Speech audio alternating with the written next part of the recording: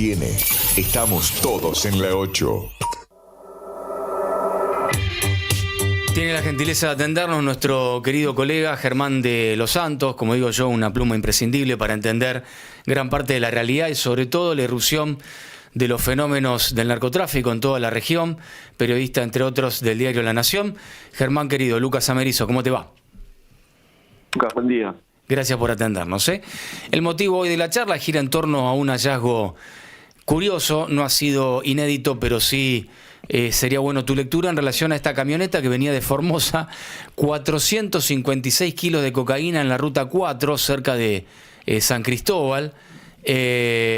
Bueno, hay una frase que vos describís en tu cuenta de Twitter que es muy interesante, ¿no? Lo dijo un ex magistrado.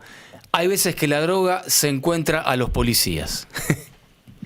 Sí, eso me lo había dicho una vez un ex juez de San Francisco, de la provincia de Córdoba, y digamos, usando como el humor cordobés, era para describir una situación muy real, digamos, que tiene que ver con que muchas veces pasan estas cosas extrañas, como sucedió el sábado en la ruta 4 cerca de San Cristóbal, que Gendarmería Nacional ve un movimiento extraño de una camioneta Amaro que dobla en U, los empiezan a perseguir, abandonan la camioneta, los dos ocupantes de la camioneta escapan y abandonan 456 kilos de cocaína, algo muy extraño teniendo en cuenta el valor de esa droga y lo que representa en el mundo del narcotráfico perder una carga de ese valor.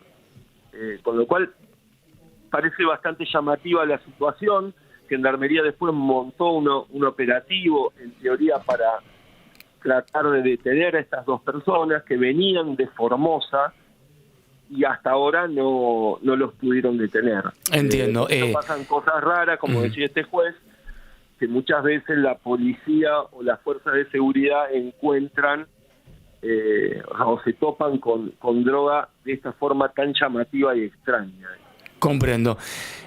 Uno entiende que hay una responsabilidad sobre esa carga, hay alguien que la despachó, otro que lo espera, hay un seguimiento, resulta obviamente llamativo, pero en general hay consecuencias a posteriori de hallazgos así. Y sí, porque bueno, en la historia criminal de Rosario hemos tenido un montón de crímenes que tienen como origen las pérdidas de droga. Eso en el narcotráfico se paga y se paga carísimo, porque estamos hablando de más de $2 millones en droga, en cocaína, que por el volumen de ese estupefaciente secuestrado, lo que es eso, como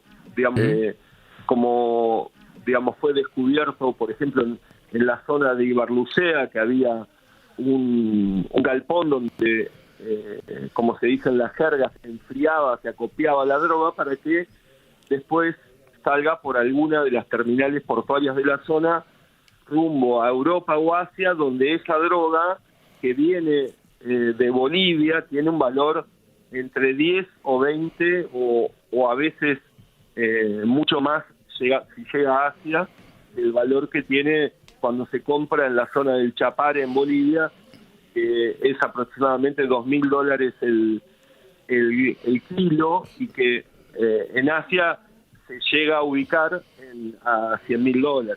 Entiendo. Germán, para dimensionar esto y entendiendo, a ver, lo que de alguna manera el gobierno provincial está marcando en cuanto a reducción de la violencia extrema en la ciudad, si bien ha habido algunos mensajes con hechos de sangre bastante curiosos en las últimas semanas, la estadística habla en favor de una disminución. Ahora bien, la ciudad sigue siendo una especie de hub logístico que vos describías, en donde los grandes cargamentos se siguen desplazando por aquí, y esto es imposible de frenar en términos de lo que una provincia pueda hacer para desbaratar cargas de alto impacto.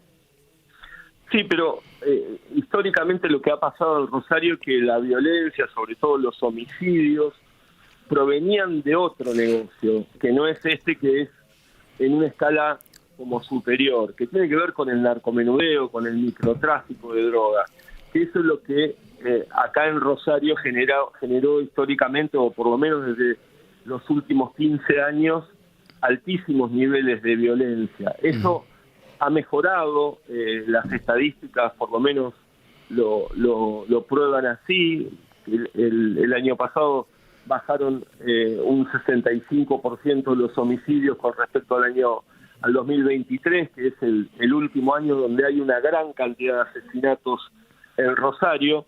Pero este negocio que tiene que ver con la logística narco, muy pocas veces usa esa violencia que vemos sí dentro de la ciudad, porque tiene que ver con que es un negocio que tiene que pasar desapercibido, donde muchas veces interactúan eslabones de organizaciones criminales internacionales, que lo que menos quieren hacer es que se conviertan en un problema de seguridad o político, con lo cual es un negocio como que pasa por la zona.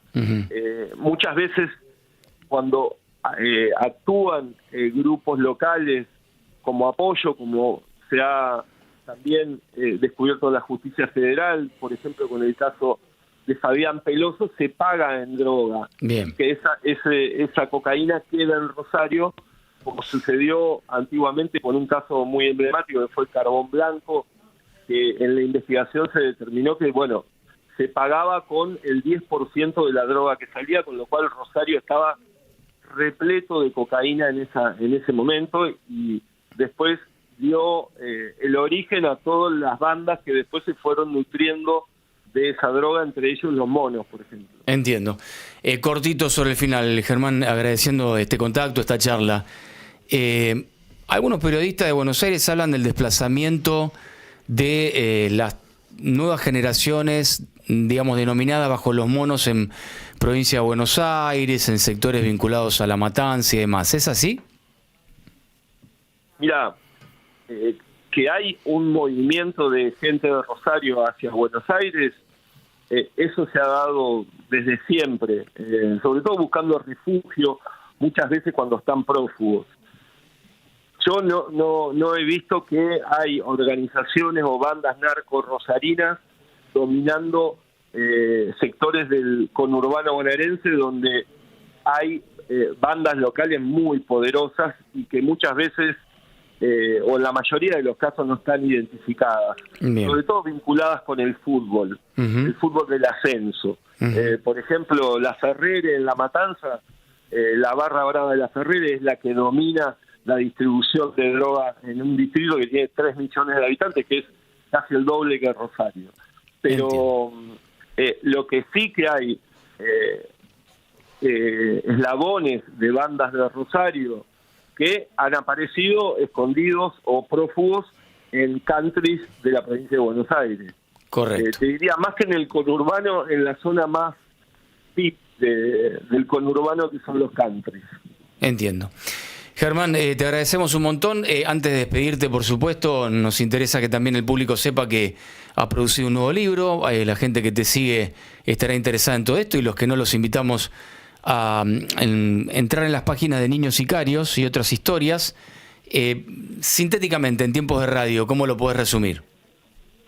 Mira, es un libro en el que se cruzan historias que tienen a chicos como protagonistas, tanto en el rol de víctimas como de victimarios, y que también hay como una segunda parte del libro donde se explica el porqué de esto, que tiene que ver con la corrupción, con la connivencia, sobre todo en lo que hemos investigado en estos últimos años, que tiene que ver con la justicia federal. Tenemos un juez federal que hasta muy poquito estuvo en el cargo, que está preso en su domicilio, y que eso explica muchas cosas que tienen a estos chicos en ese rol de víctimas y victimarios. Abrazo enorme, gracias de vuelta por tu tiempo. Un abrazo, gracias Lucas. Al contrario, muchísimas gracias. Germán de los Santos, periodista del diario La Nación, reciente autor de este libro, obviamente, Niños Sicarios, hablando en torno a este hallazgo de 456 kilos en una camioneta que de golpe se lo chocaron los gendarmes, ¿no? Para decirlo de alguna manera. 10:21, hacemos una breve pausa. Tengo muchísimo deporte, política antes de las 10:30. En un ratito, dale, vamos. La actualidad en vivo, en la radio y en YouTube. Esto es Todos en la 8. Redescubrí el poder de la palabra confianza. Crestale Propiedades. Más de 1000 razones de inversión para confiar. Crestale Propiedades. Toda la confianza en un nombre. GIC Autos y Motos. Hacer realidad tu próximo vehículo. Financia en cuotas fijas en pesos y entrega tu usado en parte de pago. @GIC Autos. Visítanos